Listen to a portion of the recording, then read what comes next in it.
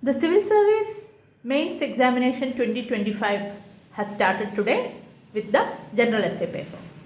And when we look into this paper, the questions are actually more abstract. This applies to questions in both the sections, and in that way I would say that this is a bit difficult paper. Now let's see the questions. From section A, the first question is, truth knows no color. So this statement is about truth being truth. That means it doesn't support any particular color, means ideology or background or caste or religion or all those things we could put as the word color here. That means truth is, beyond all these divisions. Truth is something absolute. Now, if you want to try this one, you should start about the importance of truth irrespective of all these things. Even if you try to suppress the real truth with any of these parameters, the truth will resurface itself. So, just like, all of a sudden when you hear truth, you think about Gandhiji, his experiments with truth. So, he was a person who was always in search of truth, and you could quote some examples from his life in this essay, maybe as an introduction itself. And since the question is about truth, you should start with this kind of an example and define what you understand by this topic. Then the importance of truth in different walks of life, and the biblical version, the verse called and you shall know the truth and the truth shall set you free, which is quite often quoted by the US administration. All these things you could bring in, but as always, examples, similar examples together and in chronology to make it essay with the proper flow. So that's the first one. Second one is, the supreme art of war is to subdue the enemy without fighting. This one is actually a quote from the book, the ancient Chinese book called The Art of War, and this also has, like here, how exactly you treat your enemy when you have to face him. So rather than putting up a direct confrontation, there are other ways in which you could subdue the enemy. So we might have, you all might have heard about the stories where people defeating the enemy with their compassion and kindness. Even again, Gandhiji could be quoted as an example, and Jesus Christ, who told about showing the other cheek when you are hit in one cheek. So such kind of examples of defeating the enemy without a direct confrontation is all you are supposed to write.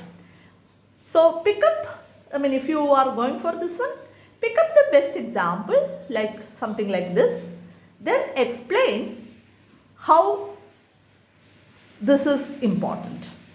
Then you can go about the, of course you could write about the real war also here, and it's, but don't write it like a question in your security issues, because here the word war means much beyond an everyday war and different tactics of war. You have to go slightly metaphorically to understand to interpret the topic.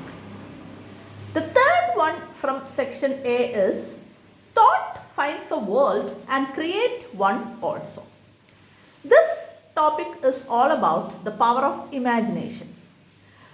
People can imagine a world and skip into this. And they can, with that imagination, they can create a world and write about it and live in that. They can escape from the reality. You could interpret in any way. So when I read this third topic, the first thought which came to my mind is the book Alice in Wonderland. The girl Alice, while reading in an afternoon, slips into a sleep and gets into a world. So that sounds pretty much connected to this particular thing. So it's all about how one can create a world of imagination and live in that. So all this is about, so you could bring a lot of examples from the world of fiction and how that imagination, through that imagination one can create a lot of things. So you could mention about science fiction, you could mention about the other things. Of course you could mention the problems of it, because if you create a parallel world, sometimes you may cut off from reality. So there are problems also. So you could slightly mention that as well. The last one from section A is best lessons are learned through bitter experience. That's much more straightforward if you ask, because every failure is a stepping stone to success. So all these bad experience, bitter experience in our life, we can use it as lessons. So you could use anybody failing in one particular thing or being ridiculed by others, and then using that as a stepping stone. So from the world of sports, you have any number of such examples. People who repeatedly tried and failed but eventually became a winner. Any other field is also equally fine, but the experience has to be bitter. Again, I am thinking about Gandhiji, like how he was kicked out of the train and how he used that whole bitter experience into his fight against the apartheid regime as well as the British colonialism. Even that you could use as an example here. Then of course from different fields you could write, academic and sports we already mentioned, other fields as well. People always say about Abraham Lincoln facing a lot of adversities and later becoming the president of US. So such examples, think about them, order them in chronologically, and you could manage your essay here. So out of this 4 from section A, I think the last one, the best lessons are learned through bitter experiences, much more easy to comprehend, because the statement itself is very not very complicated, and most of the people can manage to write this one using examples. Now let's move forward to section B. The first question is, muddy water is best cleared by leaving it alone. So this is a very metaphorical way of telling that, when people criticize you, when they try to make things difficult for you, sometimes it's better to leave it alone. That's the actual meaning of this topic. But to write it in 1000 words is actually going to be really, really difficult. So once you understand this topic, then you could say that, say for example, some accusations against a leader. Nowadays, especially with the social media, these are like keeps on happening. But in there, then everybody pour in their emotions and stories circulate. So sometimes if you give too much of explanations, people may think the opposite. So you just allow it to cool it off all by itself. So that could be used as an example. So similar examples from different things, how it is important. But at the same time, I think you have to mention how in certain situations we have to do something about to clearing things also. So it's not that you have to support this statement entirely. You could write the other side of how in certain situations one need to clear things also. So first you have to write all these things of the importance of keeping this muddy water as it is. Then you have to go for the opposite, like how in certain circumstances it's important that we should clear the water as well. So moving on to the next topic. The years teach much which the days never know. So the meaning of this topic is, with time we may understand many things. Time is the best teacher. I mean, we often hear such a statement. When something happens, on that day, we may not exactly understand the whole thing.